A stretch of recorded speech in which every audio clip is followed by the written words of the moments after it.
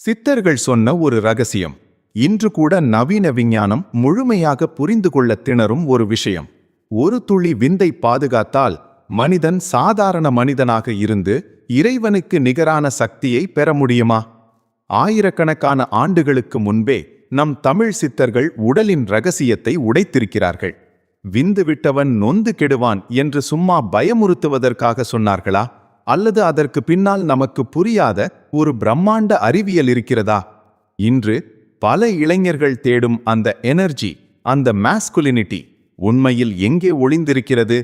இந்த வீடியோவின் முடிவில் உங்கள் உடலை பற்றியும் உங்கள் சக்தியை பற்றியும் உங்களுக்கு இருந்த பார்வை மொத்தமாக மாறிவிடும். இது வெறும் வீடியோ அல்ல, இது ஒரு தேடல். இன்னைக்கு நாம பேச போற டாபிக் ரொம்ப சென்சிட்டிவ், ஆனா ரொம்ப ரொம்ப முக்கியமானது. ஒரு காலத்துல குருகுலத்துல ரகசியமா சொல்லி கொடுத்த விஷயங்கள் இன்னைக்கு இன்டர்நெட்ல சீமன் ரிட்டென்ஷன், நோ ஃபேப், பிரம்மச்சாரியா அப்படின்னு ட்ரெண்டிங்ல இருக்கு.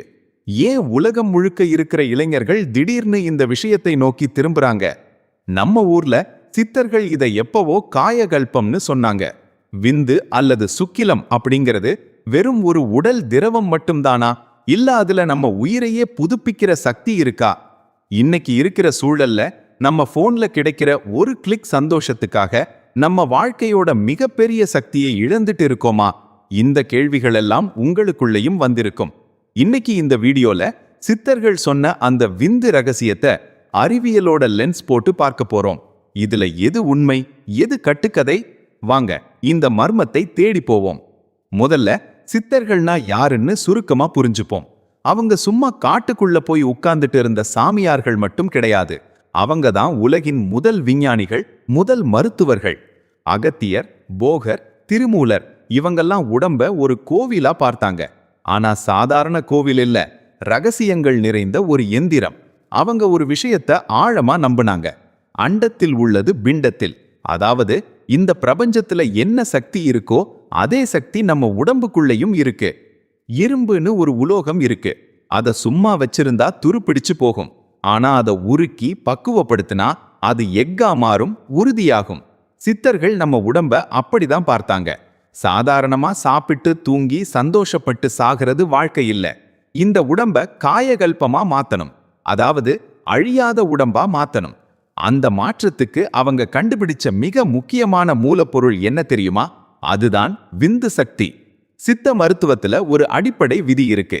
நம்ம சாப்பிடுற சாப்பாடு ரத்தமா மாறி, தசையா மாறி, கடைசியில விந்தா மாறுது.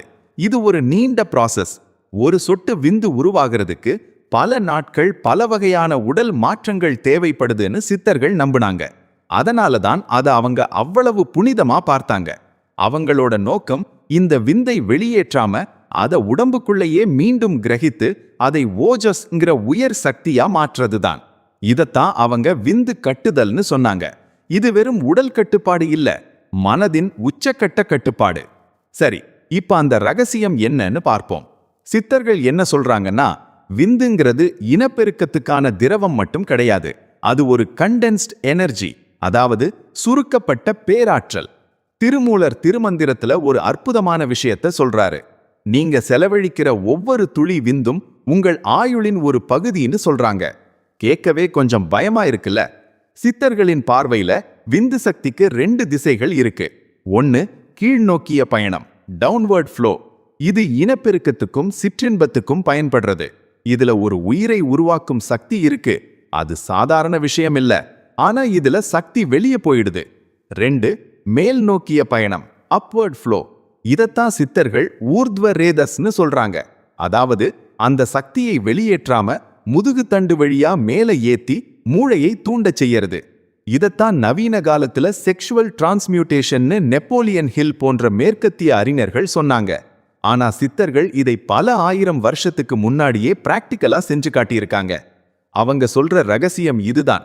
உன் விந்து சக்தியை நீ அடக்கி ஆண்டால் உன் முகம் தேஜஸாகும், உன் குரல்ல ஒரு காந்த சக்தி வரும், உன் புத்தி கூர்மையாகும்.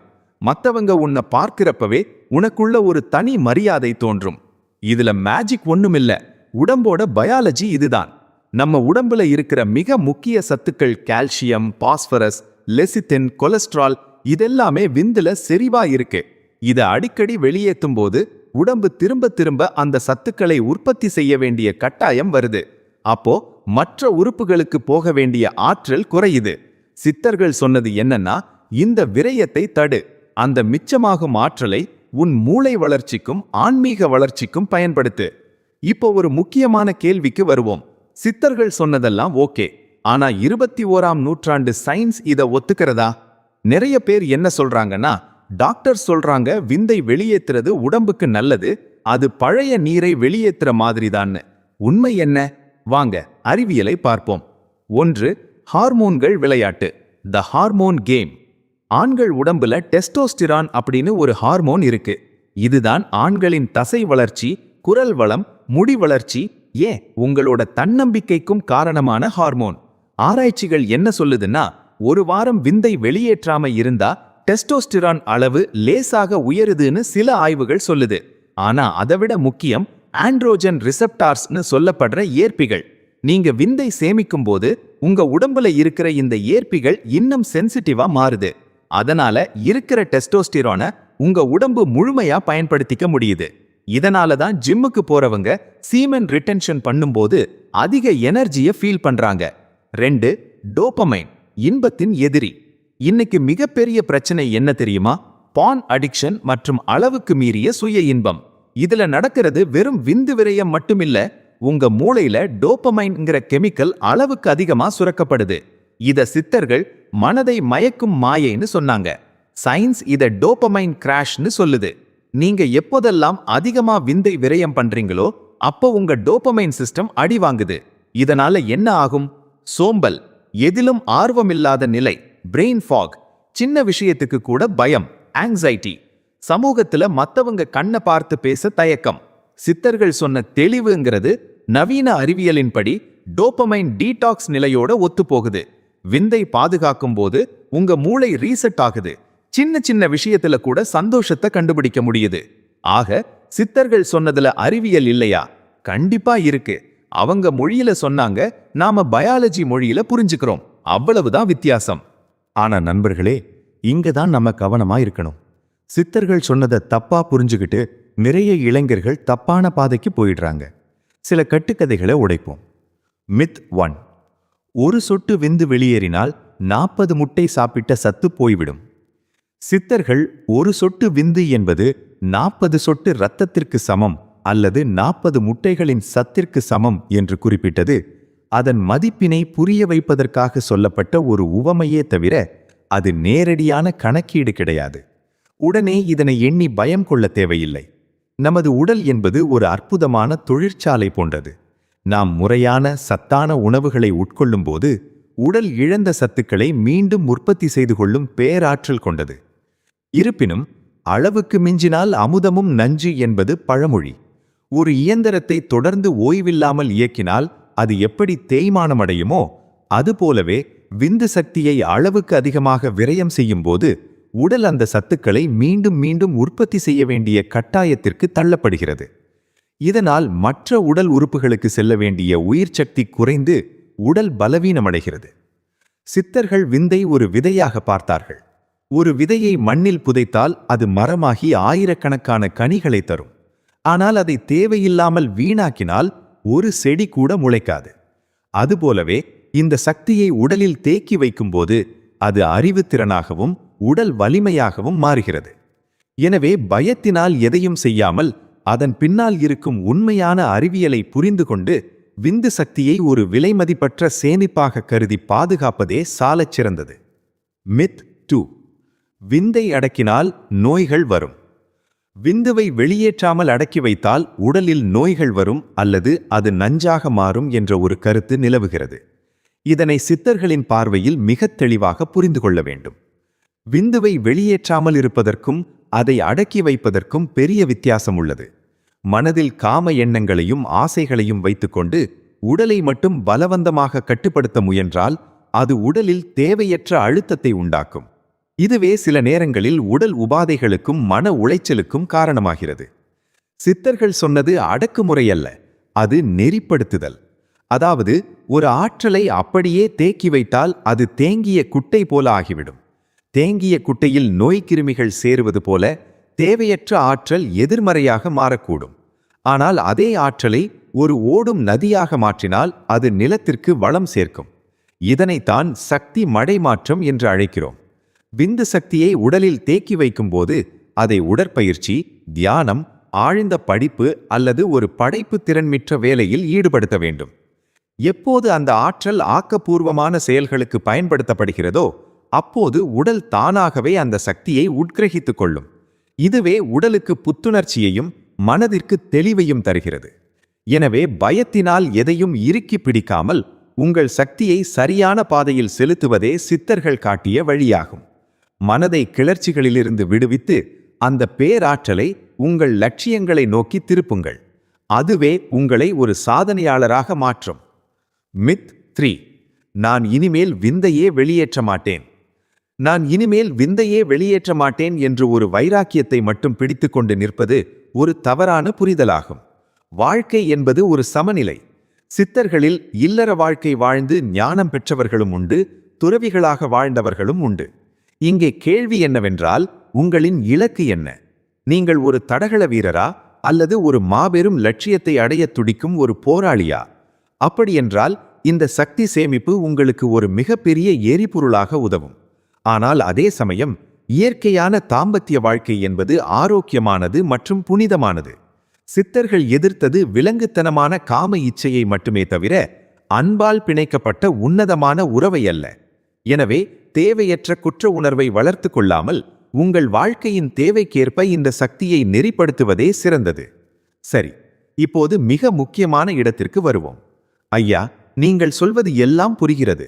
ஆனால் என் மனதை என்னால் கட்டுப்படுத்த முடியவில்லையே, என்ன செய்வது என்ற கேள்வி உங்களுக்குள் எழலாம். சித்தர்கள் இதற்கு மிக எளிமையான மற்றும் நடைமுறைக்கு சாத்தியமான வழிகளை சொல்லியிருக்கிறார்கள். மனம் என்பது ஒரு குரங்கு போன்றது. அதை சங்கிலி போட்டு பூட்டுவதை விட அதற்கு ஒரு நல்ல வேலையை கொடுத்து பழக்கப்படுத்த வேண்டும். மனதை கட்டுப்படுத்த முதலில் உங்கள் உடல் சூழலை மாற்ற வேண்டும். உணர்ச்சிகள் மேலோங்கும் போது உங்கள் கவனத்தை உடனடியாக வேறு ஒரு செயலுக்கு திருப்புங்கள். கடினமான உடற்பயிற்சி செய்வது அல்லது குளிர்ந்த நீரில் நீராடுவது உங்கள் நரம்பு மண்டலத்தை உடனடியாக சமநிலைப்படுத்தும். அதேபோல தனிமையில் இருக்கும் நேரத்தை குறைத்து கொண்டு ஆக்கப்பூர்வமான மனிதர்களுடன் உரையாடுவது அல்லது ஒரு நல்ல புத்தகத்தை வாசிப்பது உங்கள் எண்ண ஓட்டத்தை சீரமைக்கும்.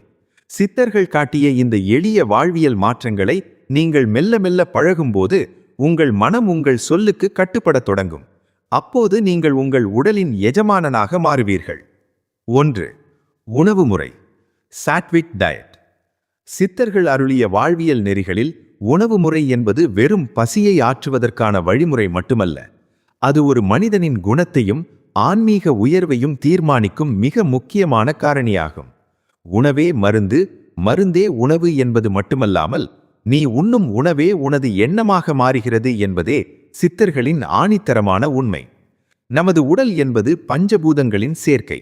நாம் உட்கொள்ளும் ஒவ்வொரு உணவும் இரத்தமாக மாறி பின் தசை, கொழுப்பு, எலும்பு, மஜ்ஜை என உருமாற இறுதியாக 8வது நிலையில் சுக்கிலம் எனப்படும் விந்து சக்தியாக உருவாகிறது. இந்த உருமாற்ற பயணத்தில் உணவு எவ்வளவு தூய்மையாக இருக்கிறதோ அவ்வளவு தூய்மையாகவும் வலிமையாகவும் அந்த சக்தி இருக்கும். சித்தர்கள் ராஜச குணம் கொண்ட உணவுகளை தவிர்க்க முறிவுறுத்துகின்றனர். மிதமிஞ்சிய காரம், நாக்கை துளைக்கும் புளிப்பு, மசாலா நிறைந்த வாசனை பொருட்கள் மற்றும் எண்ணெய் பலகாரங்கள் ராஜச குணத்தை சார்ந்தவை. இந்த உணவுகள் உடலின் வெப்பத்தை இயற்கைக்கு மாறாக அதிகரிக்கச் செய்கின்றன. குறிப்பாக இவை நரம்பு மண்டலத்தை தேவையற்ற முறையில் தூண்டிவிடுகின்றன. நரம்புகள் அதிகப்படியான கிளர்ச்சி அடையும் போது ஒரு மனிதனின் காம உணர்வுகள் கட்டுக்கடங்காமல் போகும். மனதின் அமைதி குலைந்து சிற்றின்பத்தை நோக்கிய தேடல் அதிகமாகிறது. இது விந்து சக்தியை தேக்கி வைப்பதற்கு பதிலாக அதை விரயம் செய்வதற்கான எண்ணங்களை மூளையில் விதைத்து கொண்டே இருக்கும். இதற்கு நேர்மாறாக சித்தர்கள் பரிந்துரைக்கும் சாத்வீக உணவுகள் மனதை அமைதிப்படுத்தி உடலை தூய்மைப்படுத்தும் ஆற்றல் கொண்டவை. தூய்மையான பசும்பால் மற்றும் நெய் நரம்புகளை குளிரூட்டும் தன்மை கொண்டவை.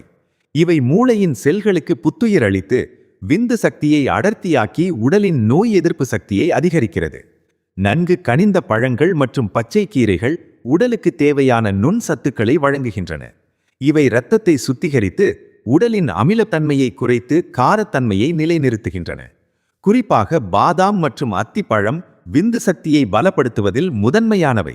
அத்திப்பழம் இரத்த ஓட்டத்தை சீர் செய்வதோடு விந்து உற்பத்தியில் ஏற்படும் குறைபாடுகளை நீக்கும் காயகல்ப மூலிகையாக செயற்படுகிறது. உணவு என்ன சாப்பிடுகிறோம் என்பது எவ்வளவு முக்கியமோ அதை எப்போது சாப்பிடுகிறோம் என்பதும் அவ்வளவு முக்கியம். சித்த மருத்துவத்தில் இரவு உணவு என்பது மிகவும் குறைவான அளவே பரிந்துரைக்கப்படுகிறது. சூரிய மறைவிற்கு பிறகு நமது செரிமான மண்டலம் மந்தமடைகிறது. இரவு நேரத்தில் தாமதமாக உண்பது அல்லது வயிறு முட்ட உண்பது செரிமான கோளாறுகளை ஏற்படுத்தும். இதனால் உடல் வெப்பம் அதிகரித்து தூக்கத்தில் தேவையற்ற கனவுகளும் விந்து விரயமும் ஏற்பட வாய்ப்புகள் அதிகம். வயிறு ஓரளவு காலியாக இருக்கும்போதுதான் உடலின் ஆற்றல் செரிமானத்திற்கு செலவாகாமல் செல்களை புதுப்பிக்கவும் சக்தியை சேமிக்கவும் பயன்படுத்தப்படும். சுருக்கமாகச் சொன்னால், சாத்வீக உணவு முறை என்பது ஒரு தவம் போன்றது. தூய்மையான உணவை உட்கொள்ளும் போது மனதின் அலைபாயும் தன்மை குறைகிறது. எப்போது மனம் அமைதியடைகிறதோ அப்போது விந்து சக்தியை மடைமாற்றி உயரிய அறிவாற்றலாக மாற்றும் நிலை சாத்தியமாகிறது. எனவே உங்கள் உடலை ஒரு கோவிலாக கருதி அதற்கு தூய்மையான உணவையே நைவேத்தியமாக அளியுங்கள். இது உங்கள் உடல் ஆரோக்கியத்தை மட்டுமல்லாமல் உங்கள் மன உறுதியையும் பல மடங்கு உயர்த்தும் பேராற்றல் கொண்டது. 2. மூச்சு பயிற்சி, பிராணாயாமா. சித்தர்கள் கண்டறிந்த யோக அறிவியலில் மூச்சுக்காற்று என்பது வெறும் உயிர் வாழ்வதற்கான ஒரு செயல்முறை மட்டுமல்ல, அது மனதை கட்டியாளும் ஒரு கடிவாளம் போன்றது. மனமது செம்மையானால் மந்திரம் செபிக்க வேண்டா என்று சொன்ன அவர்கள் அந்த மனதை செம்மைப்படுத்த மூச்சை ஒரு கருவியாக பயன்படுத்தினார்கள். பொதுவாகவே ஒரு மனிதனுக்கு கோபம் வரும்போதோ அல்லது காம உணர்வுகள் மிகையாக தூண்டப்படும் போதோ அவனது மூச்சின் வேகம் தானாகவே அதிகரிக்கும். இதனை சித்தர்கள் மனம் எங்கே ஓடுகிறதோ அங்கே பிராணனும் ஓடும் என்று விளக்கினார்கள். அதாவது மனதின் ஓட்டமும் மூச்சின் ஓட்டமும் ஒன்றோடொன்று பின்னி பிணைந்தவை. மனதை நேரடியாக கட்டுப்படுத்துவது கடினம் என்பதால் மூச்சை கட்டுப்படுத்துவதன் மூலம் மனதை அடக்க முடியும் என்பதை அவர்கள் உலகுக்கு உணர்த்தினார்கள். எப்போதெல்லாம் உங்கள் உணர்ச்சிகள் கட்டுக்கடங்காமல் போகிறதோ அல்லது வேண்டாத எண்ணங்கள் உங்களை அலைக்கழிக்கிறதோ அப்போதெல்லாம் உங்கள் மூச்சை கவனிக்கத் தொடங்குங்கள். மிக வேகமாகவும் ஆழற்ற முறையிலும் நீங்கள் சுவாசிப்பதை உணர முடியும். இந்த நேரத்தில் மிக எளிமையான ஒரு மூச்சு பயிற்சி உங்களை மீட்டெடுக்கும். உங்கள் முதுகை நேராக வைத்து அமர்ந்து மெதுவாகவும் ஆழமாக மூச்சை உள்ளிழுத்து அதைவிட மெதுவாக மூச்சை வெளியிட வேண்டும். இவ்வாறு நிதானமாக சுவாசிக்கும் போது உங்கள் நரம்பு மண்டலம் அமைதியடைகிறது.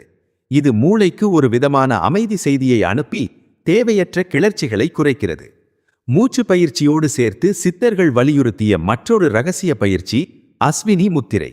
இது குதிரையின் மலவாயை சுருக்கி விரிக்கும் செயலை அடிப்படையாக கொண்டது. நமது உடலின் அடிப்பகுதியில் இருக்கும் மலவாய் தசைநார்களை சுருக்கி விரிப்பதன் மூலம் அந்த பகுதியில் இருக்கும் நரம்புகள் பலமடைகின்றன. பொதுவாக விந்து சக்தி என்பது புவியீர்ப்பு விசையினால் கீழ்நோக்கியே பாயும் தன்மை கொண்டது. ஆனால் அஸ்வினி முத்திரை மற்றும் முறையான பிராணாயாம பயிற்சிகளை செய்யும்போது அந்த அடிப்பகுதி சக்தி விழிப்படைந்து முதுகெலும்பு வழியாக மேல் நோக்கி பாயத் தொடங்குகிறது. இதனைத்தான் சித்தர்கள் சக்தி மடைமாற்றம் என்று அழைக்கிறார்கள். இந்த உயரிய ஆற்றல் மேல் நோக்கி செல்லும்போது அது மூளையின் செல்களுக்கு புத்துயிர் அளிக்கிறது. விந்து சக்தி விரயமாகாமல் அது உடல் முழுவதும் வியாபித்து ஓஜஸ் என்னும் தேஜஸாக மாறுகிறது. இந்த மாற்றம் நிகழும்போது ஒரு மனிதனின் முகத்தில் ஒரு விதமான வசீகரம் உண்டாகும். அவனது குரல் கம்பீரமடையும். எந்த ஒரு காரியத்திலும் அவனால் லேசர் போன்ற ஒருமித்த கவனத்தை செலுத்த முடியும். சித்தர்கள் காட்டிய இந்த மூச்சு பயிற்சியும் முத்திரைகளும் வெறும் உடற்பயிற்சிகள் அல்ல, அவை உங்கள் உடலையே ஒரு மின்கலனாக மாற்றி பேராற்றலை சேமித்து வைக்கும் நுட்பமான அறிவியல் முறைகளாகும். குளிர் நீர் குளியல், கோல்ட் ஷவர். இந்த குளியல் முறை என்பது ஏதோ இன்று வந்த நவீன காலத்து கண்டுபிடிப்பு என்று நாம் நினைக்கலாம். ஆனால் உண்மையில் இது பல ஆயிரம் ஆண்டுகளுக்கு முன்பே நம் நாட்டு சித்தர்கள் கடைபிடித்த ஒரு உன்னதமான வாழ்வியல் முறையாகும். அவர்கள் அதிகாலையிலேயே ஓடும் நதியிலோ அல்லது குளிர்ந்த நீர்நிலைகளிலோ நீராடுவதை புனிதமாக கருதினார்கள். குளிர்ந்த நீரில் குளிக்கும்போது அது நமது நரம்பு மண்டலத்திற்கு ஒரு விதமான நேர்மறை அதிர்ச்சியை அளிக்கிறது. இந்த அதிர்ச்சியானது உறங்கிக் கொண்டிருக்கும் நமது நரம்புகளை விழிப்படையச் செய்து உடல் முழுவதையும் சுறுசுறுப்பாக்குகிறது. இது இரத்த ஓட்டத்தை சீராக்கி உடலின் உள் உறுப்புகளுக்கு அதிகப்படியான உயிர் சக்தியை தருகிறது. சித்த மருத்துவத்தின் அடிப்படை விதிகளின்படி உடலில் வெப்பம் அதிகரிக்கும் போதுதான் தேவையற்ற காம உணர்வுகளும் மனச்சிதறல்களும் ஏற்படுகின்றன. ஒரு மனிதனின் விந்து சக்தி என்பது குளிர்ச்சியான தன்மையை கொண்டது. உடலில் வெப்பம் அதிகமாகும் போது அந்த சக்தி நிலைபெறாமல் வெளியேறத் துடிக்கும். குளிர்ந்த நீர் குளியல் என்பது உடலின் வெப்பத்தை தணித்து பித்தத்தை சமநிலைப்படுத்துகிறது. இதன் மூலம் மனம் அமைதியடைந்து தேவையற்ற தூண்டுதல்களிலிருந்து ஒருவன் விடுபட முடிகிறது.